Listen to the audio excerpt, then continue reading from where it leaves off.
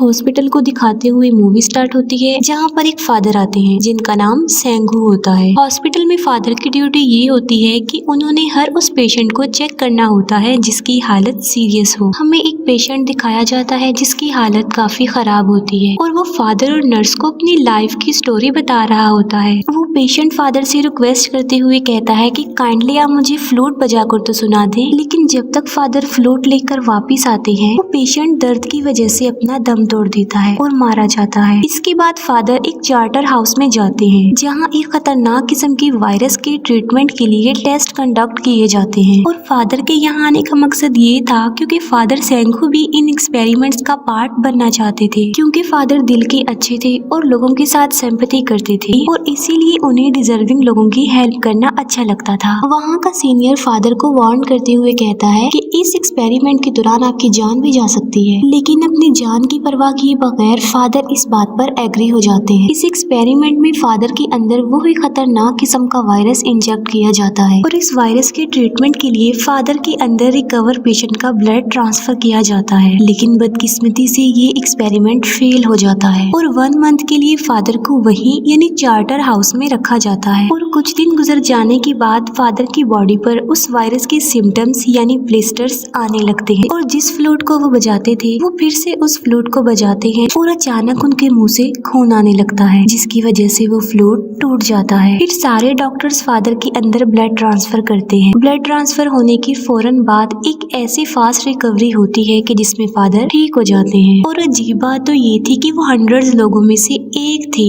जो ठीक हुए थे। इस इंसिडेंट के बाद सब लोग उन्हें जीनियस और लकी समझने लगे थे और उनकी रिस्पेक्ट पहले से कई ज्यादा बढ़ गई थी। फादर सेंगू अपने सीनियर फादर से मिलते हैं जो कि ब्लाइंड थे। फिर फादर एक बच्चे के बर्थडे में जाते हैं और वहाँ पर सेलिब्रेशन करके उस बच्चे को खुश करते हैं क्योंकि उस बच्चे को ब्रेन कैंसर था। तभी अचानक से वहाँ पर एक लेडी आ जाती है जो कि काफी घबराई हुई होती है। वो कहती है कि फादर मेरा बेटा बहुत बीमार है, प्लीज हेल्प कीजिए और मेरे साथ चलिए। उस लेडी के घर में पहुंचकर फादर को पता चलता है कि वो पेशेंट कोई और नहीं बल्कि वो फादर के बचपन का फ्रेंड था। फादर के फ्रेंड का नाम कैंगवू होता है और वहीं पर कैंगवू की वाइफ थी जिसका नाम ताइजू होता है। कैंगवू की मदर फादर को डिनर पर इनवाइट करती है और वहाँ पर हम नोटिस करते हैं कि फादर कैंगवू की वाइफ ताइजू में इंटरेस्टेड होते जा रहे हैं। कैंगवू जो कि अब काफी हद तक बेटर हो गया था और अब वो घर भी आ चुका था और घर में 3 लोग कैंगवू को मिलने आते हैं, जिनमें एक कपल था और दूसरा एक पुलिस ऑफिसर, और वो लोग वहीं पर फादर से भी मिल लेते हैं। वो लोग एक डाइस गेम खेल रहे होते हैं कि तभी हम देखते हैं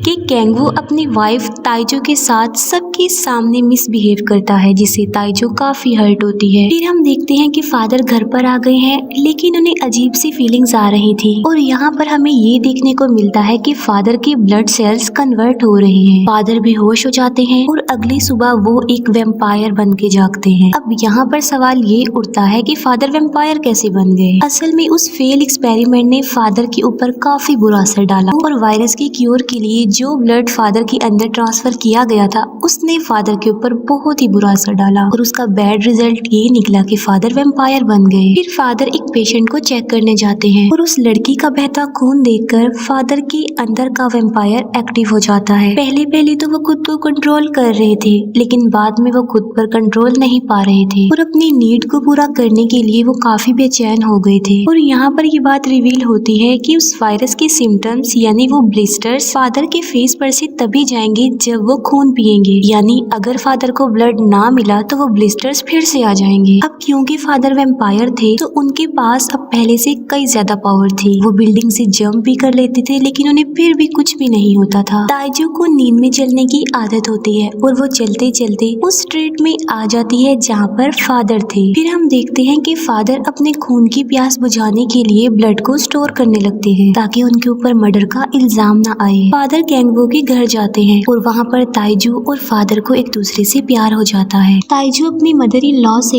एक रात हॉस्पिटल में स्टे करने के लिए परमिशन लेती है तो वहाँ पर फादर और ताइजू मिलते हैं। अब वो दोनों एक दूसरे को काफी प्यार करते थे तो वो अपने इमोशंस को कंट्रोल नहीं कर पा रहे थे। फादर ताइजू को कहते हैं कि मैं तुमसे प्यार करता हूँ तो मैं तुमसे कुछ भी नहीं छुपाऊंगा और वो अपने वैम्पायर होने का सीक्रेट ताइजू को बता देते हैं, जिससे ताइजू काफी डर जाती है और वहाँ से भाग जाती है। फादर ताइजू को रिलैक्स करते हुए कहते हैं कि हम दोनों यहाँ से कहीं दूर चले जाएंगे और वहाँ जाकर जाकर हम अपनी लाइफ स्पेंड करेंगे, वो भी खुशी खुशी, और वहाँ जाकर हम अपनी हैप्पी लाइफ गुजारेंगे। ताइजू कहती है कि मैं इससे भी अच्छा आइडिया तुम्हें दे सकती हूँ, और वो ये कि तुम मेरे हस्बैंड को मार डालो, यानी कैंगवू को, और फिर वो दोनों आजादी से सरवाइव करेंगे। लेकिन फादर उसकी इस बात का कोई रिस्पॉन्स नहीं करते और फादर ताइजू को लेकर बिल्डिंग टू बिल्डिंग जंप करता है, जिसे ताइजू काफी इंजॉय करती है। फादर फिर से अपने सीनियर फादर के पास जाते हैं। वो सीनियर फादर सेंगू को कहता है कि मैं ब्लाइंड हूँ, तो प्लीज तुम मुझे अपना वेम्पायर ब्लड दे दो ताकि मैं अपनी आंखों से आखिरी बार इस दुनिया को देख सकूं। तब फादर सेंगू सीनियर फादर को इनकार करते हुए कहते हैं कि अब मैं एक फादर नहीं हूँ, तो मैं तुम्हें अपना ब्लड नहीं दे सकता, और वो सीनियर फादर को ब्लड नहीं देते। फादर ताइजू की गर्दन पर एक चोट को नोटिस करते हैं, जिस पर फादर पूछते हैं कि क्या ये कैंगवू ने किया है, और इस पर ताइजू यस बोल देती है, जिस पर फादर को काफी गुस्सा आता है। ताइजू, फादर और कैंगवू एक रिवर पर जाते हैं और वहाँ पर फादर कैंगवू से बदला लेने के लिए उसे पानी में डुबोकर मार देता है,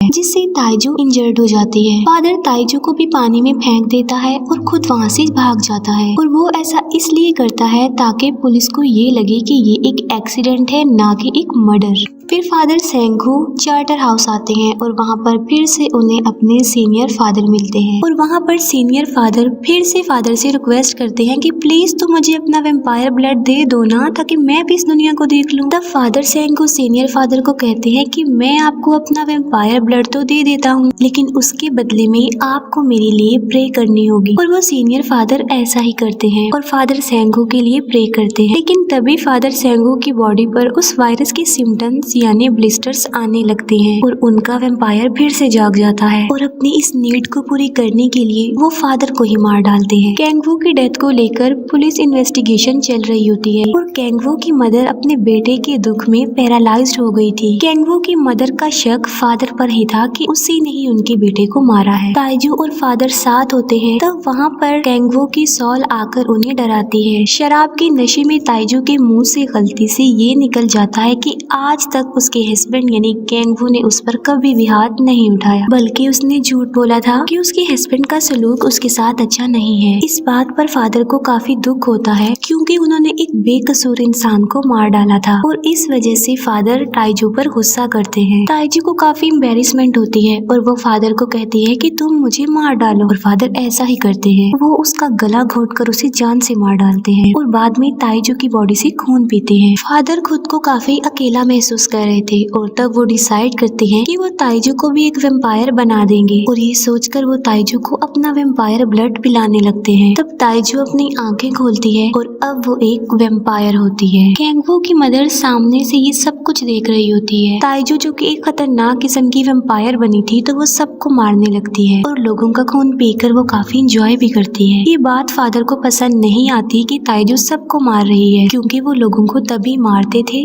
जब उनकी नीड पूरी नहीं होती थी और वो बर्दाश्त से बाहर हो जाती थी। फादर और ताइजू बिल्डिंग टू बिल्डिंग जंप करते हैं और एक दूसरे से लड़ते हैं। फिर कैंगवू के घर उसके वही तीनों फ्रेंड्स आते हैं, और वहाँ पर डाइस की हेल्प लेकर कैंगवू की मदर कुछ रिवील करने की कोशिश कर रही थी, और वो इशारों से उन लोगों को ये बता देती है कि उसके बेटे को फादर और ताइजू ने मिलकर मारा है। ताइजू कैंगवू के एक फ्रेंड को मार रही होती है, लेकिन फादर उसे बचाने की कोशिश करते हैं, लेकिन इसका कोई भी फायदा नहीं होता और फादर उस लेडी को खुद मार देते हैं। फिर वो लोग वहाँ से भागने का प्लान बनाते हैं। ताइजू, फादर और कैंगवू की मदर वो तीनों गाड़ी में बैठकर वहाँ से भाग जाते हैं। फिर वो लोग एक ऐसी जगह पर पहुँचते हैं जो कि काफी सुनसान थी, और वहाँ पर उनके अलावा और कोई भी नहीं था। वो सारी जगह ओपन थी कि अगर वहाँ पर सनलाइट आएगी भी तो वो नहीं बच पाएंगे। ताइजू समझ गई थी कि वेम्पायर सूरज की लाइट में मर जाते हैं, और इसी वजह से फादर जानबूझ के उन्हें वहाँ पर लेकर आए हैं। और ताइजू खुद को और फादर को कार ट्रंक में छुपाने की कोशिश करती है, लेकिन फादर कार ट्रंक को तोड़ देते हैं। वो लोग समझ गए थे कि अब वो नहीं बच पाएंगे। उन्हें अपनी मौत सामने नजर आ रही थी और वो अपनी डेथ का वेट कर रहे थे। फिर सनलाइट उन पर पड़ती है और वो जलने लगते हैं, और आहिस्ता आहिस्ता वो सारे जल जाते हैं और राख बन जाते हैं। ये सब कुछ कैंगवू की मदर देख रही थी, और उन्हें डिस्ट्रॉय होता हुआ, उन्हें मरता हुआ देखकर काफी खुश हो रही थी। और उन लोगों की कहानी खत्म होते ही ये मूवी भी यहाँ पर एंड हो जाती है।